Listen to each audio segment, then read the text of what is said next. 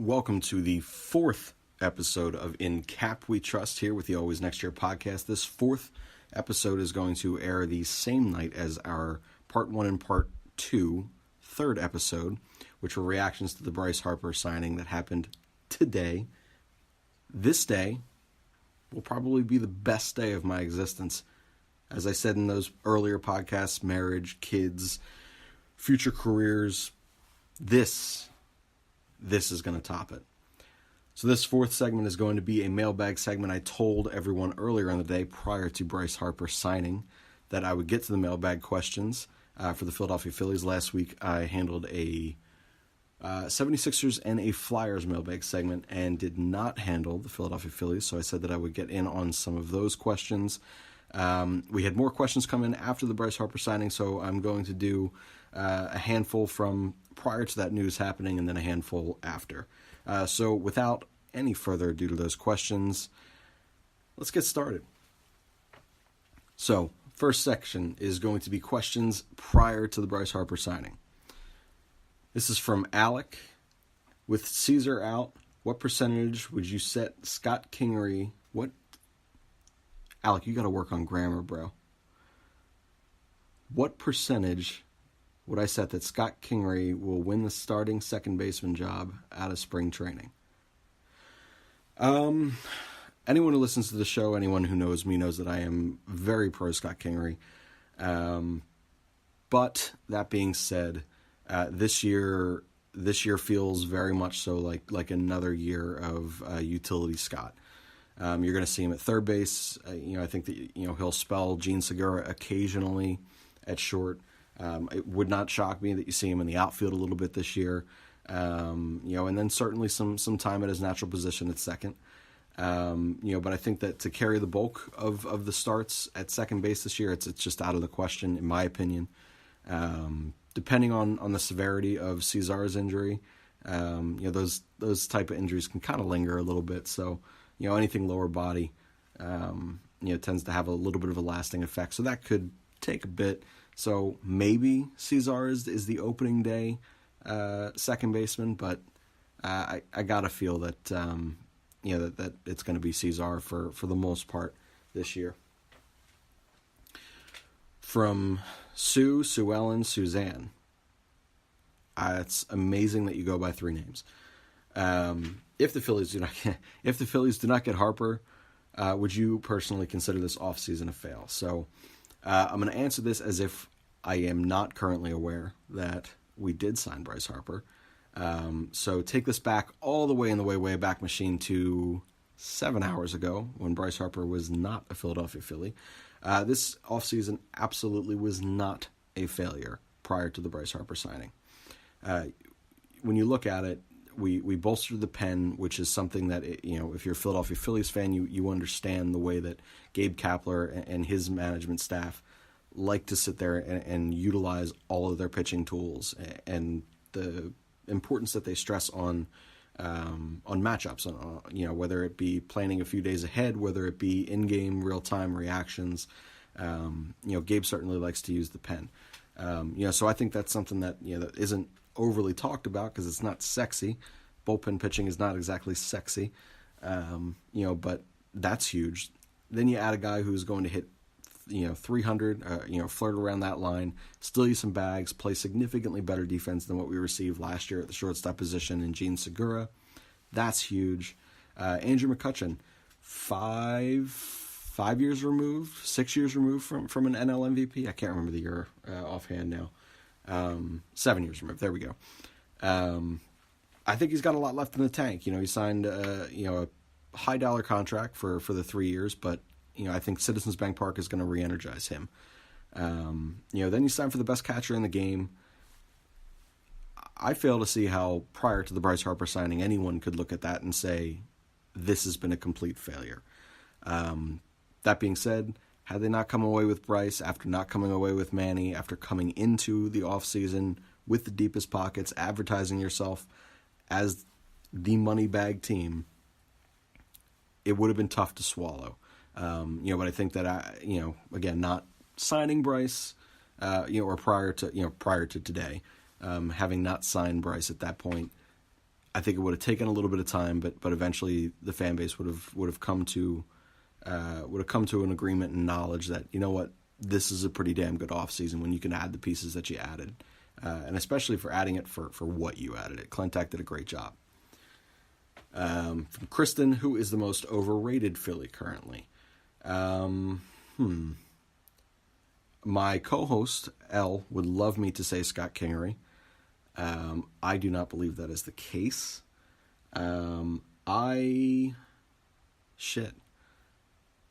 Overrated Philly. You know what? That's a really, really good question. So I don't know that I can give you a name. I think that we're pretty spot on most people in the Philadelphia Phillies organization. I would say that the people who absolutely love Maikel Franco are pretty goddamn crazy. That being said, when the guy's good and when he's on, he's a really, really nice player. But I'm going to go with Maikel Franco. From Rob, do you think the Phillies will add starting pitching or just go with the new opener? This is a good question. Or go with the new opener bullpen role and utilize one of Zach, Nick, or Vince as the long man in those games? Honestly, it would shock me to see Gabe Kapler go to that new age opener type of thing. As new age and analytically driven, and as creative as he may have been with his lineup choices and with the way that he utilized his pitching last year, the opener is not something that I necessarily see or is in the cards for this team and for this rotation. We also don't necessarily have a bullpen piece that I would immediately say, oh God, I'm really glad we have him. He's the guy I want to pitch the first 5 batters of a ball game. To me, it's kind of a wasted use of a really quality pitcher. But I do think to answer the first part of your question, I do absolutely think that there is going to be some sort of pitching added. I don't know if it'll be in the off season or if we revisit that at the deadline. I think the deadline's probably the more realistic of those. However, adding Bryce Harper today, while they have gone on record saying that they will not be offering any type of long-term contracts to the 2 big names that people, are sitting there looking at it at Keuchel and Kimbrel. I don't think that they'll go that 5-6 years with Dallas Keuchel. But I think that if he wants to come to Philadelphia and win some baseball games and compete for a championship, I think that there's a possibility he lessens his command for or his demand to a 3-year deal. And if that's the case, I think the Phillies jump on it. From Nick, what is your favorite Citizens Bank Park memory? And if you could witness one of a Aaron Nola perfect game or a Rhys Hoskins 4-homer game, which would you rather see? It's a good question. My favorite Citizens Bank memory would have to be, let me see, maybe Chase's inside the park was pretty great. That was pretty amazing. I did touch on Cliff Lee's first game back with the Philadelphia Phillies in 2011 in the episode 3 segment. That was pretty great. That was one of the most electric I've ever seen that place for not even currently being in game mode. His name was just being introduced. So that was pretty awesome. But either one of those are probably my 2 favorite Citizens Bank Park memories. And then what would I rather witness? A Nola perfect game or a Rhys 4-homer game? As much as everyone loves offense and would probably love for people to say, yes, I would love to see Rhys Hoskins hit 4 home runs in a game. Give me Aaron Nola throwing a perfect game every goddamn day over any. You could hit 15 home runs. If you get 15 plate appearances and you got 15 home runs in a game, I don't give a damn. I'd rather see a perfect game. Appreciate pitching. Learn to. Nick, rank your 3 favorite prospects in the system right now. Mickey Moniak's number 1. I mentioned it last episode earlier tonight in episode 3. Let me think. I want to go Hazley because I was so high on him last year, but I think I'm going to go Adonis Medina. I still think his mechanics are a little loose, and he's got some stuff to work on and work through. But you can tell that the natural pitching stuff is there. So he'll be pretty exciting. And then for as much as I was hating on him, I just kept watching, and YouTube's a dangerous goddamn place. Was this Nick again? Different Nick. YouTube's a dangerous place, man, because you can find highlight videos from anyone forever and just keep watching. So as much as I was not super on board with Alec Boehm, I am pretty damn on board with Alec Boehm. And it may be tainted specifically because I am not a Mike Alfranco fan, and I can't wait for him to be out soon enough. But Alec Boehm, probably takes that third spot for me. Shit, I forgot about Spencer Howard. Fuck, there are a lot of good prospects in the Phillies system. I'm gonna go 3A and B on that, with Boehm and Howard. From Salvi, so this is just a take. The Phillies still have a frat boy moron making in-game decisions for them. Honestly, I would rather that Bo was still the guy and just rip players all day, every day for doing dumb shit. Never gonna win with this clown. Book that. So, Salvi, are you a Phillies fan? I'm confused. I understand almost everyone in Philadelphia is at times disdain for Gabe Kapler. Now, first to admit, one of the best moments I had all year was the opening day boo for Kapler. I thought that was super cool. That it was so fucking loud when they pulled Pivetta out that game. Super loud, second, an encore boo there. But take a look at the entirety of his tenure through just that 1 year.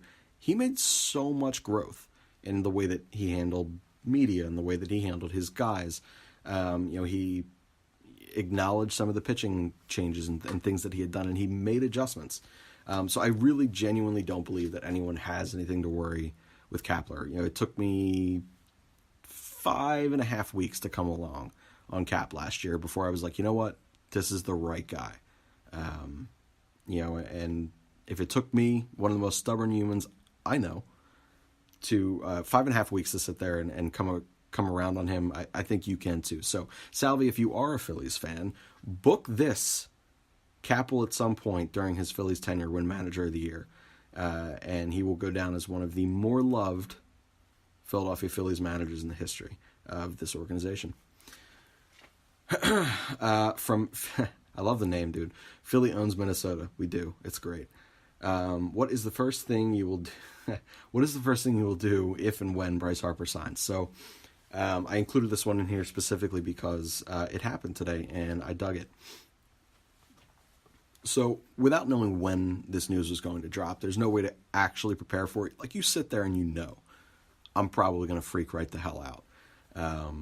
So it just so happened that this news broke while I was at work. So obviously you need to, in some respects, behave, and in some respects kind of keep your calm. Neither of which did I do. I ran around giving handshakes and high fives to all my employees. I was suddenly a pleasant individual to be around in my place of work, something that has not occurred lately. Speaking to strangers and speaking to my clientele, walking around just saying, hi, Bryce Harper's a Philadelphia Philly. Today's going to be a great goddamn day. I scared the hell out of other members of my management team with me in offices. As I got this initial alert, I got the text from LJ, one of the other co-hosts on the show, right after reading a few tweets that had kind of hinted at, hey, this is going to happen, but it was sources I didn't necessarily trust.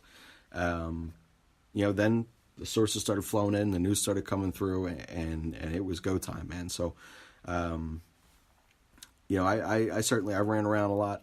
Like I said, I started answering phones that way. Hi, Bryce Harper's a Philly. This is the best day that we were ever going to have in this city. So I could not keep my cool. Ran around in the upper level of our building, which is in basically unused building or unused area of the building. Was not calm. Went out on the balcony because I didn't trust myself to go up a ladder. I've gotten fat. But yeah, you know what? I'll videotape more reaction as it hasn't fully sunk in yet. I'm pretty positive on that. But Philly owns Minnesota. That's the best name of anything that's come in so far. So I appreciate you. So the rest of these questions that I'm going to hit on right now, I'm going to go through them pretty quick. Let me see here. So these are all going to be post the news of Bryce Harper. So from We Ridin', where you sitting opening day, I'm buying you a beer. You the only one who stuck with it. Bryce Harper is ours, bitch. Awesome. We Ridin'. I could not have possibly read your email to us any more Caucasian than I just did. But I'm sitting in 309, so anyone who listens to this show and happens to be there on opening day, I am in section 309 for the opener. Stop by, send me a tweet, send me a DM message, whatever, and I will meet up with anyone who is at the game, so long as it is not during the game, unless you come to my section, because my ass is going to be planted to that seat as I watch the magic that is the Philadelphia Phillies this season. But 309, see me on opening day. We'll all catch up. All right. From Alan. Seriously, who are you going to pitch to? Bryce, JT, MV Picachin. Nice. Well done. Genie Hits. Not so much on the Genie Hits, but MV Picachin is a pretty solid name there. And is this the best offense in baseball? It's top 3. They certainly a quality offense. Quality. Yes, they're the goddamn best offense in baseball. Jesus. Of course. Who are you going to pitch to? Who the hell can you pitch to in this lineup? All right, from Kenny. What do I think of the contract? Did the Phillies pay too much and give too many years to Bryce?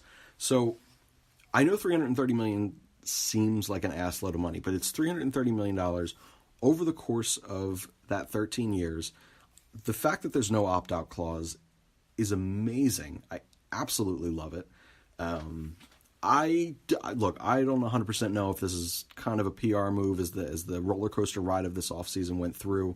Is this something Bryce and Boris kind of decided, you know what, if you're going to sign this contract, this is where you're going to go. The likelihood of you leaving that kind of money on the table after year 3 or after year 5 or whatever it may be, not strong. Let's make you sound even better to Philadelphia. I don't know. Whatever the reason may be, there's no opt-out. I fucking dig it.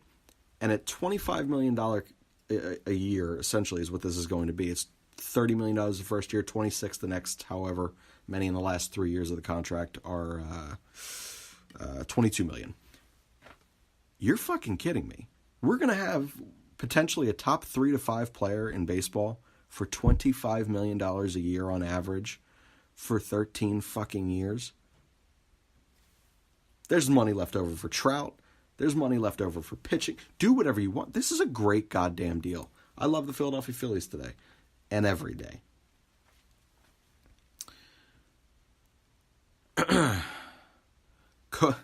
Coatesville Meg $$. Why did you spell out $?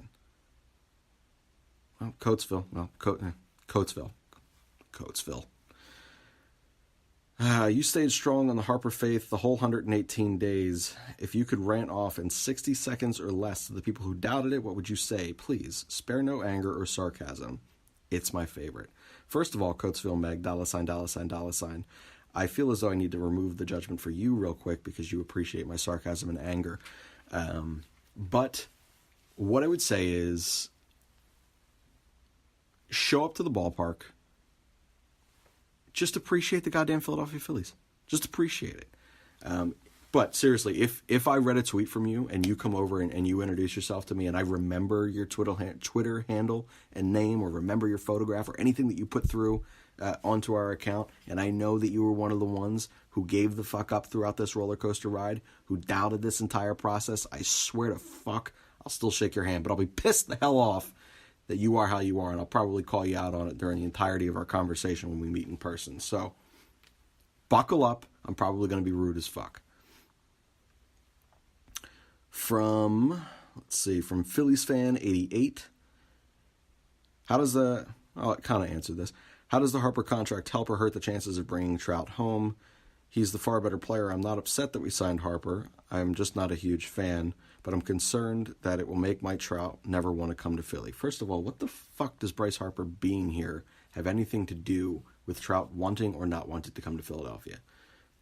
That's just complete fuckery. That's insane. No, that has nothing to do with it. The contract here allows for a lot of financial freedom and flexibility, more than you would have assumed when signing Bryce Harper to this type of contract. So, to me, this doesn't hinder the chances at all. If anything, it helps it. You know, Mike Trout is stuck in purgatorious fucking Anaheim, LA, over there. He's never going to win. That team's never going to win. They are stuck in forever, just this cycle of barely mediocre. He's going to want to win. Having Bryce Harper here, having JT Realmuto, having Gabe fucking Kapler as the manager here, that's right. Having Gabe is a positive. Having Aaron Nola at the top of your rotation, having money. You want to win, you come to Philadelphia. That's what you do. And this city, look, you see athletes who have played here who move back to this area because they love it. Mike Trout is from just outside of Philadelphia. He is from New Jersey. He was a Philadelphia sports fan. He was a Phillies fan. He let it slip in an interview at spring training, right? 2 weeks ago. I'm an Eagles fan. Mike Trout, if he wants to come to Philadelphia, the man's going to come to Philadelphia. Bryce Harper has nothing to do with, or in no way negatively impacts that, and certainly not the contract. From Cam, what are your thoughts on Bryce Harper not wanting to play in Philly at signing a 13 years with a no opt-out? And nice ad at the end. And I also hope he is ready for all the stakes that you owe him. So backtrack real quick. Almost every episode that we've had, and whether it be about the Phillies or whether it be about anything else, I have mentioned to Bryce Harper that I owe him a steak dinner at Morton's Steakhouse, either in the city or King of Prussia, whichever location he desires, and that I owe him. So I think we were up to 17 steaks, which basically means I'm going to be broke for the rest of existence. But it will be so worth it. So Morton's Steakhouse, if you listen to this, or if anyone who works at Morton's listens to this, and I know you do, because we are so popular, help a guy out. Let's knock a little bit off the bill here. I'm driving in business. I'm bringing in a fucking future MVP. Future repeat MVP, I should say. But what the hell was the first part of your question now that I'm sitting here talking about steak? What are my thoughts on Bryce Harper not wanting to play in Philly? I think it's bullshit. I've always thought it was bullshit. He played in similar weather. He played in a shitty ballpark. He's coming to a significantly more hitters-friendly ballpark, especially for his swing. The alleyways there are just... Look, he's gonna pop 40 almost every year for the next 5 years. It's gonna be insane. So yeah, that's not something I buy.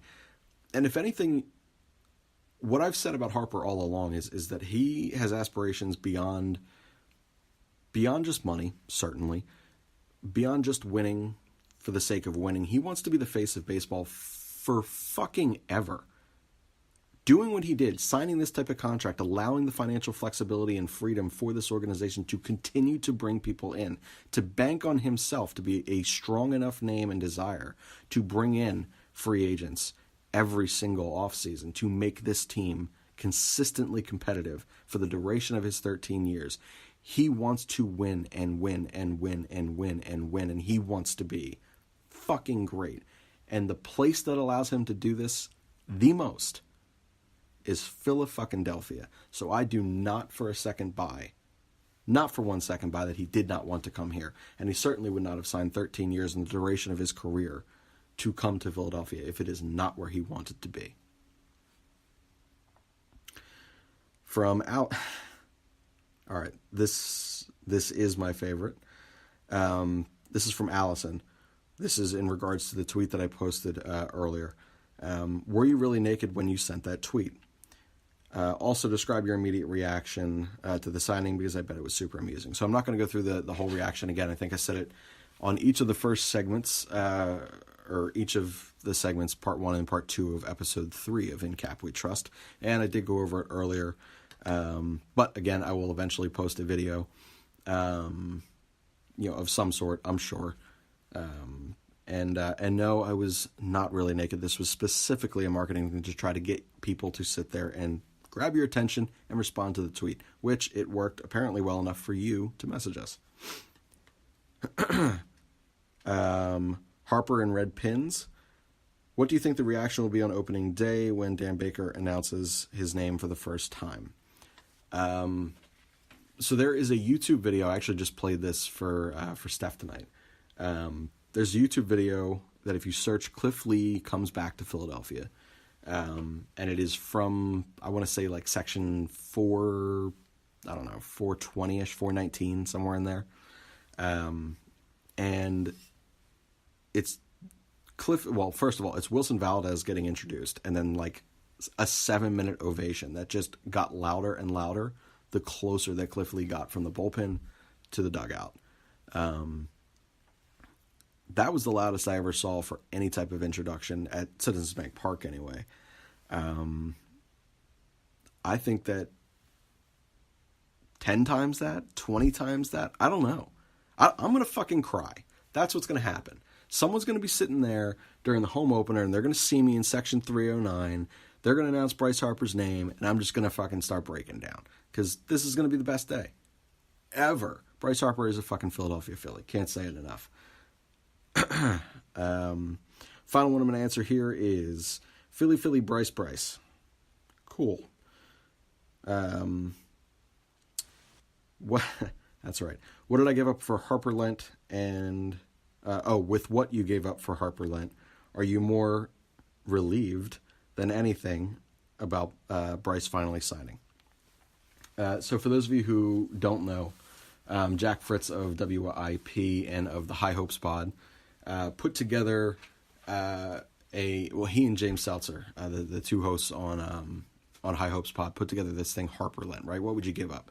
Or what are you going to give up until Bryce signs? So I inadvertently, prior to them doing this, decided with my co-host Al. So I have this serious issue that I constantly I give my dog the last bite of every single thing that I eat ever, and he sits at my dining room table with me every morning and eats breakfast like a human breakfast. I make him breakfast. He sits on a chair and he eats it at a table because I have a fucking problem. But he gives me shit for it all the time. You know, he comes down from studio, which is upstairs, and and he goes, "Are you fucking kidding?" He's sitting at the table again. I'm like, dude's hungry. What do you want? So I had said that I would not give Bryce, my dog, perfect name. I said that I would not give my dog people food until Bryce Harper signed. So that was got to be 2 months ago now. And I stayed strong. I need everyone to know. Everyone who knows me, everyone who knows my dog, because he's fucking great. Super well behaved for the most part. Like I said, he's great. Never, ever stole food. He just sits around and waits for it because he knows he's going to get some, right? So for 2 months, this dog was confused as fuck, not getting any fucking people food. Nothing. He started to get spiteful. He started stealing stuff. He was jumping on kitchen counters. I got this 75, 80-pound dog sitting there knocking stuff around on counters, trying to get to some breakfast sausage in the morning, trying to pull some steak down, doing whatever he could to get the people food because he's probably going through some withdrawal, right? And that's because Harper Lent happened, basically. Harper Lent prior to Harper Lent. So he started getting a little spiteful. So tonight he got a taco. He was going to get steak, but I could not get to the butcher in time because I wanted to record our segments tonight. We had a lot in store, obviously, to talk about. So he's going to get a steak tomorrow. But tonight he got the last taco because he's a good guy. And then what you were referring to, I am pretty sure, is for the actual Harper Lent. So if you know me, I have a bit of a problem. Small attic, some would say. Addict. I don't think I pronounced that T there. I said that I would not have any nocturnal activity until Bryce Harper became a Philadelphia Philly. So if you know me, I have been absolutely miserable since this happened.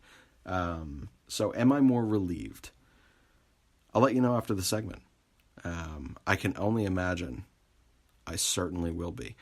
But also, if you don't listen to High Hopes Pod, it's great. It's the best Philadelphia. I shouldn't be advertising someone else's pod, but I'm going to.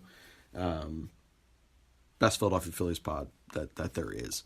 So give that a listen. Jack and James are great.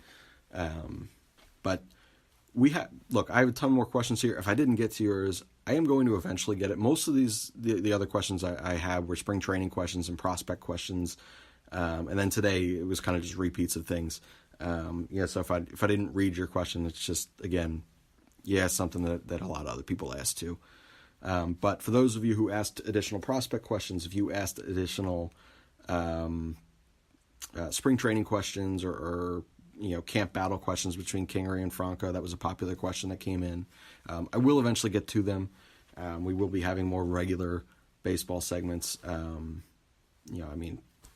Every week something will come out for In Kap We Trust.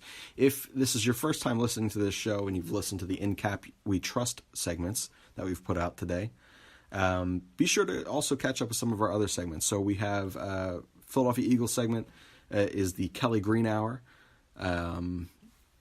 Talk anything from free agency to trade markets to evaluations of players to post-game reactions to pre-game expectations. We have an NFL Pick'em segment, which is, that's not going to happen until next year, but we make wagers and things based on the games that are played. We pick upset games, we bet the spread, things like that.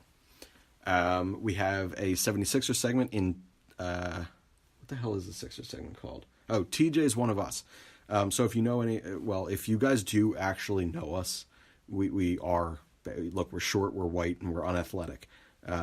So TJ's One of Us. That is the perfect name for our show. But Kev hosts that show for the most part. He's been out on leave for a little while, so I've been hosting that mercifully. He is back next week. But if you want your 76ers fix, give us a listen. It's probably one of our better segments. And then we have a flyer segment, regular weekly flyer segment is Get Pucked. Because puns are fun, right? Puns are super fun.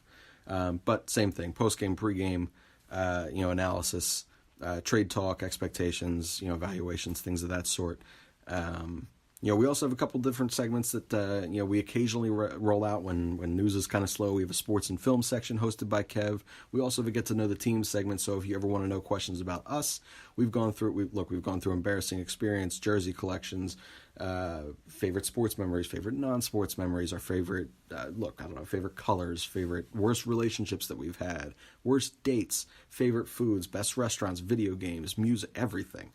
Ask us whatever you want. The whole idea for this show and this podcast is to create a different environment and a different outlet for you to get your Philadelphia sports fix and make it kind of personalized, right? So when you see us out of the grocery store, which happens, so for those of you who have introduced yourselves, we love it. It's great.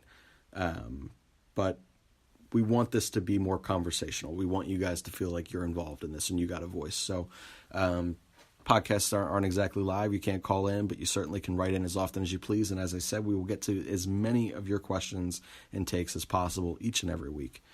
So we do continue to appreciate the support. This has been the 4th episode of In Kap We Trust. In Middleton we trust. In Bryce is a goddamn Philly. You can trust in that.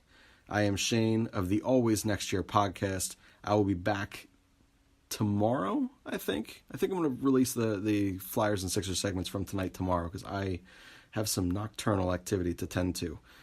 So I'm going to check in for this evening out of the Always Next Year podcast. Be sure to rate and review us on Apple Podcasts, iTunes, Stitcher, Spreaker, Spotify, SoundCloud. It is the Always Next Year podcast. You can find us on Twitter at ANY Podcast. You can find my personal at Shane_Meade, MEADE. You can find LJ from earlier at LJ50 or LJ Harrell 54 or Rob from earlier at radio_Rob. You can also find Kev and Steve. Kev is at Kevman316 and Steve is at Schmitty324. For tonight, that is going to wrap things up. This has been 3 segments of the Philadelphia Phillies and Bryce goddamn Harper. Thank God it finally happened.